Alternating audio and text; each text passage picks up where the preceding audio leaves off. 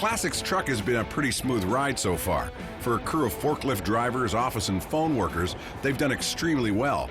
But there's still one very big test: bodywork. We've reached that moment when months and months of hard work, sweat, and labor come down to this. Everything blows apart in just one day. So will this team match up against the best builders in the country? That's the million-dollar question. This looks completely together. Yeah, we got it there, Dan. Nice. And now it's gonna come apart? Unfortunately, yeah. It's time to blow it apart and get it ready for paint. We took a truck that we spent, well, quite a while here building, and we turned around and ripped it all apart in one day. Nearly 6 months of work has gone into this truck. Who says builders aren't sentimental? We started disassembling the truck. We started with the bed to get it out of our way so we can go ahead and reach basically all the bolts and everything easier, reach the exhaust system. A team of 6 can make pretty quick work of this job. It helps that we're the ones who put it together. We know where the bolts are and the sizes. Fumbling around the toolbox should be at a minimum. The only thing that could slow us down will be the number of half-inch sockets we have and the number of bags we have to put parts into. Edgar, do you have a bag for this? From there, we moved up to the front, dealing with the fenders and the inner fenders to get those out of our way so we can get into the engine compartment and the other parts we need to get to. Dan was a lot of help. He's, you know, he always had the right tool for the job, was always pretty quick to jump in there. So I'd have to say he's pretty good at taking apart a car. The only reason I had the right tool for the job was that I wouldn't share.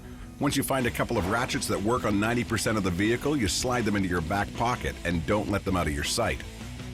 Yeah, everything was planned out right. We took everything step by step, labeled everything was organized, so we were able to bust right through it. This team is definitely in a hurry to get the job done. When you can't wait for the thing to get onto the ground to remove the driver's seat, you know you're moving quick. The load of an engine transmission on the springs, it's always tricky to get the springs off without unleashing all of that energy. You know, it could be dangerous if it's not done properly, so you take the proper safety precautions to do that. Before we decided to remove the cab, we thought it would be easier if we removed the doors and all the components and all the seats and the steering columns and anything else attaching the cab to the frame.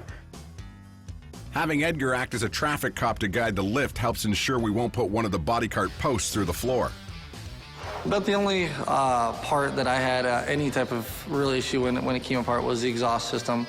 It was something that actually, when we had put it back together and got it all welded into place, it was a little tricky getting it where it was. And we learned that it was a lot easier to remove it and install it, of course, when the engine and trans are not in the vehicle.